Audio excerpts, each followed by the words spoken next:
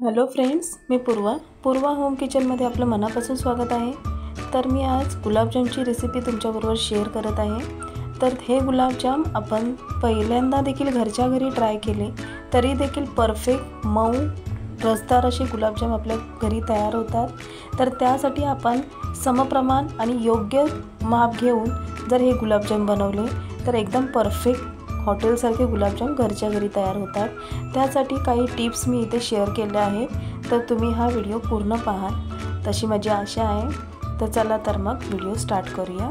तर इथे मी एक माप घेतला आहे, 250 ग्रामचा आहे। तर प्रत्येकाकडे हे माप अवेलेबल नसतं, त्यासाठी मी इथे स्टीलची वाटी घेतली आहे। तर आपल्याला योग्य असं माप घेऊनच आपले गुलाबजाम परफेक्ट असे बनवायचे आहेत। त्यासाठी मी इथे मापाचा अंदाज तुम्हाला सांगत आहे। त्यासाठी मी इथे पाहू शकता की हे माप 250 ग्राम हे ह्या वाटीबरोबर सेम माप आहे आणि हे जे माप आहे ते आपण पूर्ण एंडिंगपर्यंत सामग्रीला वापरणार आहोत। त्यासाठी योग्य समान माप घेऊनच आपण आजची रेसिपी गुलाबजामची मी इथे शेअर करत आहे तुमच्याबरोबर। तर इथे पाहू शकता हे मापामध्ये मी 1 वाटी बारीक रवा घेतला आहे आणि त्या मापाचं ह्या वाटीचे माप सेम आहे। त्यासाठी मी इथे ह्या मापाचा वापर पूर्ण एंडिंगपर्यंत करत आहे। तर इथे आपण 1 कप बारीक रवा घेतला आहे। तर तुमच्याकडे बारीक नसेल तर जाडा रवा एकदा मिक्सरला फिरवून घ्या। बारीक रवा तयार झाला की तो आपण मिक्सर जारमध्ये काढून घेऊया। तर इथे मी 1 कप बारीक रवा घेतला आहे, जो आपण करंजीसाठी वापरतो ना, सारणासाठी, तोच रवा आहे। तर तो आपण मिक्सरमध्ये काढून घेतल्यानंतर इथे जो आपण पोहे खातो तो 1 चमचा घेतला आहे। माप देखील मी चमच्याचा एकच माप ठेवला आहे। तर आपण माव्यासारखी टेस्ट येण्यासाठी इथे 4 चमचे आपण मिल्क पावडर ॲड केली आहे मिक्सर जारमध्ये। तसेच बाइंडिंगसाठी 2 चमचे मी इथे मैदा यूज केला आहे। तसेच तर इथे 2 चमचे आपण साजूक तूप घेतलं आहे आणि त्याचाच 1 चमचा घेऊन आपण अर्धा चमचा बेकिंग पावडर घेतली आहे, जी गुलाबजाम सॉफ्ट आणि स्पंजी बनतात आणि आतून देखील खूप छान असे तयार होतात। तर हे आपण मिक्सरला फिरवून घेऊया। आता इथे आपण पाक तयार करूया। त्यासाठी इथे गॅस ऑन केली आहे आणि जे मेजरमेंट तुम्हाला मगाशी दाखवलं त्याचनुसार आपण इथे साखर घेणार आहोत। त्यासाठी गॅस ऑन करून आपण स्टीलचं पातेली कढई ठेवली आहे गॅसवर आणि गॅसचा फ्लेम मीडियम स्लो फ्लेम आहे आणि त्याचप्रमाणे आपण जे मेजरमेंटनुसार 3 कप साखर घेतली आहे तसेच 3 कप आपण इथे पाणी देखील ॲड केलं आहे कढईमध्ये। आता इथे साखर विरघळेपर्यंत आपल्याला हा पाक तयार करून घ्यायचा आहे। तर इथे पाहू शकता 3 ते 4 वेलची मी ठेचून घेतली आहे, ॲड केली आहे यामध्ये। तसेच थोडीशी केसर देखील कलरसाठी मी इथे ॲड केली आहे। जर नसेल तर तुम्ही इथे फूड कलर वापरू शकता। आणि तसेच आपल्याला ही साखर ह्या पाकामध्ये पूर्ण विरघळून घ्यायची आहे। तसेच हा पाक आपल्याला 5 ते 6 मिनटं एक तार बसेल असं साखर विरघळेपर्यंत तयार करून घ्यायचं आहे। आता मिश्रण देखील आपण मिक्सरला फिरवून साईडला ठेवून दिलं आहे। तसेच इथे पाकाला देखील चांगली उकळी आली आहे आणि अशा पद्धतीने चिपचिपीत पाक तयार करून घेतला आहे। आता आपण झाकण ठेवून साईडला पाक ठेवून देऊया।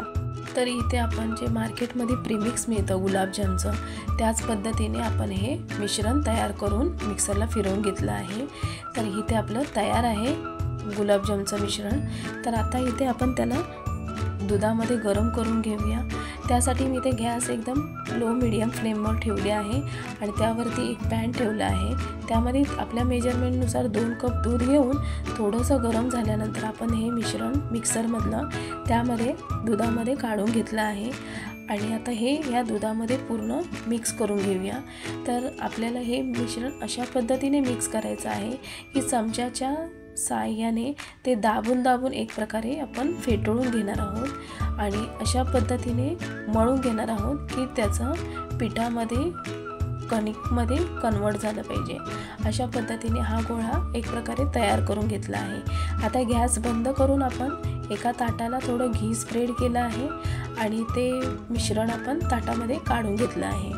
तर तुम्ही पाहू शकता आता आपण थोडंसं हाताला घी लावून एक प्रकारे कणिक मळतो, त्याच पद्धतीने आपण ह्या पिठाला चांगलं मळून घेणार आहोत। त्याच्याने काय होतं, आपले गोळे चांगले व्यवस्थित लवचिक बनतात आणि लवचिक बनल्यामुळे काय होतं ते त्यांना तडे जात नाही आणि तळताना देखील खूप सॉफ्ट असे तयार होतात आणि पाकामध्ये जरी टाकलं तरी पण ते पाकामध्ये छान असे मुरले जातात.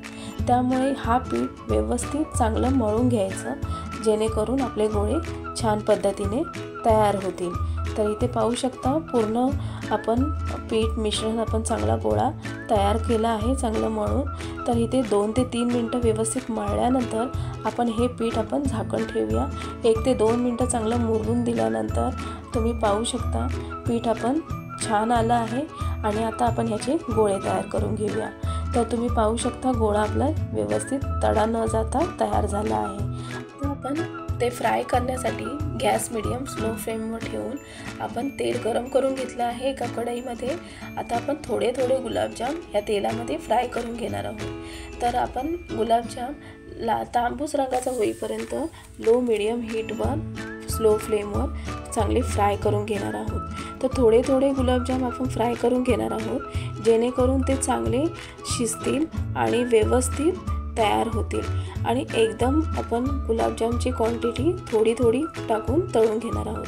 तर जास्त क्वांटिटी जर टाकून एकदम जर तुम्ही फ्राय करायला गेलात तर त्यामुळे काय होणार, अर्धे गुलाबजाम कच्चे राहणार आणि अर्धे शिजणार. त्यामुळे लो फ्लेम ठेवून गॅसची थोडे थोडे गुलाबजाम आपण तळून घेणार आहोत.